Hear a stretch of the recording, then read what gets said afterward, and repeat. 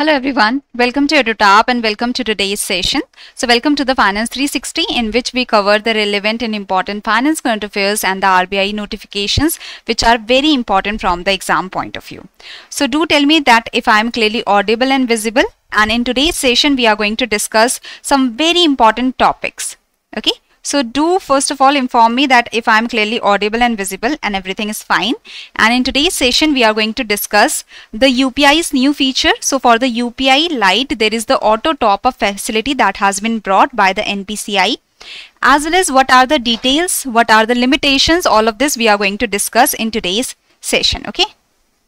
Now coming to the next news article, that is DICGC that has introduced the Dawa Suchak. So what this is all about, so we are going to have the complete discussion about this. Then we are also going to discuss about the center notification about the NABARD, that is the All India Financial Institution that has become the public financial institution. So we are going to discuss these three very important topics in today's session. Okay. So am I clearly audible? Okay. Thank you, Sarish, and good morning everyone. Welcome to the session. So now, before starting with the session, do subscribe to the YouTube channel of EduTap and do join the Telegram channel of EduTap so that you can get the PDF of this session. Okay. So the link for the Telegram channel is provided in the description box below, and if you join the Telegram channel, in that you will get the PDF. So we are going to start with our first topic for today, that is introduction of auto top-up on UPI Lite. So UPI Lite is a feature in the UPI. It is a system in the UPI. So in a recent development, the National Payments Corporation of India has announced that UPI Lite users will soon be able to enjoy an auto top-up feature for small value transactions. So this kind of circular or this kind of press release was released by the NPCI on 27th August 2024, that is recently only, and there is the introduction of auto top-up facility on UPI Lite. So first of all, let's understand about UPI Lite. UPI Lite experience is intended to be customer friendly approach. In the UPI app, in the UPI system, you get the UPI Lite feature also. So this is the customer friendly approach, and it enhances the user experience by enabling the pinless low value transactions. So through the UPI Lite, you can do the low value transactions without putting any pin, and under 500 rupees more seamlessly you can do so. So rupees 500 till like up to rupees 500 worth of low value transactions you can do through UPI Lite without any pin, with a maximum UPI Lite balance limit of rupees 2000. So more than rupees 2000 you cannot get into the UPI Lite. So you can transfer your money from your bank account to the UPI Lite up to the amount of 2000. Okay. So more than that much transfer cannot happen. So this is the limit. This is the maximum limit of the amount that you can get into the UPI Lite, or you can transfer into the UPI Lite, and the per transaction, the low value transactions, that is the per transaction limit is rupees 500. Okay. So importantly, users won't be able to exceed this balance. So this balance of rupees 2000 that you can top up or that you can transfer in your UPI Lite. So this limit, this balance limit is going to remain same, and the transfer limit of rupees 500 or the transaction limit of rupees 500 also is going to remain the same, even with the auto top up feature. So now, coming to the auto top-up, so starting October 31st, 2024, users can automatically reload their UPI Lite balance. So there is no requirement to again and again go to transfer your money to the UPI Lite system. So what happens that you will have to transfer every time, you have to transfer the money from your bank account to UPI Lite system. So now with the auto top-up facility, you will not have to again and again transfer your money from the bank account to the UPI Lite. Okay. The auto top-up facility has been provided. So starting October 31st, 2024, the users can automatically reload their UPI Lite balance with an amount of their choice according to a circular that was issued on 27th August 2024. So what is this auto top-up feature? So auto top-up feature allows the users to automatically reload a set amount of money into their account or wallet. Okay. So into their UPI Lite feature. So you will be able to transfer, like from the bank account, there will be the reloading of UPI Lite feature that will happen automatically. Let's say that you have set a limit that if the UPI Lite balance goes below rupees 100, so there will be the auto top up that will happen in the UPI Lite. Okay, so this is a threshold that you have set. You will have to set a minimum threshold for the mandate that if the money goes below rupees 100 or rupees 500, whatever limit threshold you are setting up. So you will have to set a threshold. Let's say rupees 500 you are setting or rupees 100 you are setting. So if the money or if the account balance, if the UPI Lite feature account balance goes below the rupees 500 or rupees 100, whatever your threshold is, so if the money goes below this, the reloading or auto top up will happen from your bank account. The money will automatically be transferred to the UPI Lite. Okay, and money can only be transferred up to rupees 2000 because that is the balance limit that you can hold in your UPI Lite feature. Okay, so it's not like that 50,000 or 1 lakh will be deducted from your account. No, auto top up will only happen of the amount that is rupees 2000. That is the balance limit that is allowed in your UPI Lite feature. So this is the idea that if your UPI Lite balance drops below a certain threshold that is decided by you, let's say I am setting the threshold at rupees 500. So if the amount is going below this, if the account balance, if the UPI Lite balance is going below this, so there will be auto top up that will happen. So it will save you from the manual reloading. You will not have to do any manual reloading, ensuring that users always have sufficient funds available with their UPI Lite. Okay. So since when it is going to be started? So starting October 31st, 2024, you will get this feature, auto top up feature on the UPI Lite. Okay. So now there are some restrictions also. So issuer banks live on UPI Lite, first of all. So there are the members or that is the banks and the payment system providers or the payment service providers. That is the applications such as Paytm is there. The applications like Google Pay, Phone Pay are there. So Amazon Pay is there. So members, that is the banks or the applications such as Paytm and such, they are required to ensure below guidelines are followed.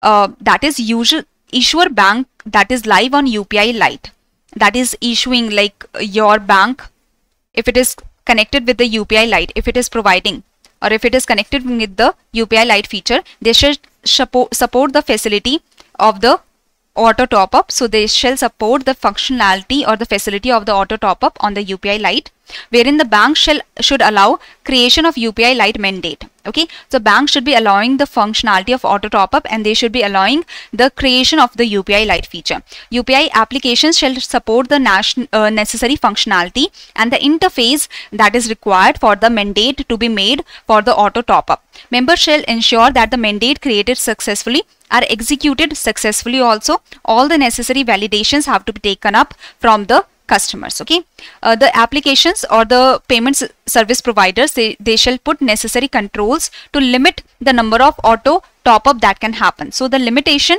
is there in the auto top up that you can have the auto top up only up to 5 times in a day. Okay, so this is the idea that the auto replenishment transactions can happen to 5 times per day per Lite account. So if you have a UPI Lite account, you will have like auto top up can happen up to 5 times in a day. Okay, issuer bank shall ensure the necessary communication is provided to the customers to all the mandate related operations, because the money is being deducted from your bank account. So you should be getting the information from your issuer bank that okay, the money has been deducted. So in addition to this, there shall be further guidelines that can be provided by the NPCI in regards to the auto top up UPI Lite feature for the banks. So the banks have to follow these coming up guidelines also. Okay, and this UPI Lite auto top up facility will be enabled by 31st October 2024. Okay, so this is regarding the UPI Lite feature. I hope this is clear, that limitations you have understood, that 5 times 1 day on the per day basis. Now coming to inauguration of Dawa Sujak claim status tracker for depositors. So I hope you know that DICGC is the Depositor Insurance and Credit Guarantee Corporation, that if a bank is going under, if the bank is going under liquidation or if the bank is going under the insolvency, so the money of customers is insured with the DICGC up to 5 lakh rupees. So DICGC will provide you 5 lakh, like up to 5 lakh rupees, like if you have in your account rupees 10,000, so that you can claim, or rupees 3 lakh that you can claim from the DICGC. against any bank. If you have the money in any bank that is going insolvent and the bank is not able to return your money, so DICGC will return your money. So deposit insurance is done by DICGC, and credit guarantee. So this has launched an online tool, that is Dava Suchak, for depositors to track their claim status that they have claimed from the DICGC. Let's say I have claimed 3 lakh rupees from DICGC because one of the banks became insolvent, and so I have to claim 3 lakh rupees from the DICGC because the bank is not giving me my money. So now I can check the status of the claim, okay, through the Dava Suchak. The DICGC's mandate since its inception has been the reimbursement of insured amounts to depositors of failed bank. So if any bank is failing, the reimbursement of the amount is done by the DICGC. So DICGC has insured up to 5 lakh worth of deposits. So if you have up to 5 lakh of the deposits, so these are insured with any of the bank, and if any bank fails, so you can get this much of the amount, or up to this much of the amount you can get from the DICGC. So DICGC has introduced the Dava Suchak, that is a user-friendly online tool to provide depositors with updates on their claims as part of DICGC's ongoing commitment to improve the service provided to the depositors. So depositors can now track their status of their claims by entering their mobile number on the DICGC website. Okay. So now here you can see that this is your check your claim status. So this is Dava Suchak. This is your Dava Suchak. Okay. So here you just have to put in the bank. So these are the banks that is available right now, because they are either going under, they are the banks that have failed, or they are the banks that are under the all-inclusive directions. Okay, so we will discuss about this, but you can understand that this is the portal, or this is the online system that is created by the DICGC. You just have to put in your mobile number, and the information is provided in this portal as received from the bank. So you will be able to make your claim, okay, if you have the account with the relevant bank. Okay. So Dr. Michael Batra Patra, who is the Deputy Governor of the Reserve Bank of India and Chairman of the DICGC, inaugurated the Claim Status Tracker, marking a significant step forward in the corporation's efforts to reach out to the depositors and provide them the information and provide them the claim settlement. To begin with, depositors can view the status of their claims for banks that is placed under the all-inclusive directions. So all-inclusive directions are the directions of the Reserve Bank of India, where the Reserve Bank of India is restricting.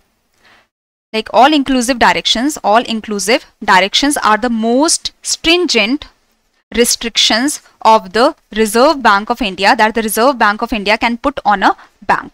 So now these stringent restrictions are being imposed by the RBI on a particular bank due to any kind of failure of the bank, or due to the problem that the bank is facing, that the bank is not having enough of the liquid money or the liquid assets, or the bank do not have the liquidity to pay back the depositors. So the RBI is imposing stringent restrictions on the bank, that the bank should not be catering to the depositors right now. The bank should not be giving back the money to the depositors right now, because if the bank is giving the money to one depositor, many of the depositors are going to come to the bank to ask for the money. So the RBI has said that you do not have the capacity to handle the banks, so you are under all-inclusive directions. That is, you do not have to give back the money to the banks. DICGC will handle the claim settlement. Okay, within this time period, the bank will try to restore, the RBI will try to restore this bank. Okay. So if a bank is going under the all-inclusive directions, of the Reserve Bank of India, that means RBI is imposing strict restrictions on the bank, and bank will not be able to provide the money of the depositors. So that's why the DICGC handles the claim settlement, and the DICGC provides the money to the depositors. So to begin with, depositors can view the status of their claims for banks that are placed under the all-inclusive directions after April 1, 2024. Okay. So here, recently, the DICGC has released this directions that payment under Section 18A of DICGC Act, bank placed under all-inclusive directions by Reserve Bank of India. So recently there is the bank that has been placed under the all-inclusive direction by the Reserve Bank of India. Okay, so this is the idea that a bank can be placed under the all-inclusive directions as per the directions, as per the feasibility of the Reserve Bank of India. If the Reserve Bank of India thinks that the bank is near to the failure, or the bank is under a very problematic situation, that the bank will not be able to cater to the depositors and will not be able to deliver its liabilities, will not be able to return the money of the depositors, the RBI can put the bank under the all-inclusive directions under the strict guidelines. Okay, and the DICGC will have to return the money of the depositors within the limit of 5 lakh rupees each depositor. Okay, so here the claims should be supported by official documents and subject to a maximum of ₹5 in the same capacity. So the corporation ensures, the DICGC ensures that all categories of deposits with banks except institutional deposits, because institutions, the entities, they usually deposit huge amounts. Okay, they are insured. So corporation ensures that all categories of deposits are insured with the banks except institutional deposits.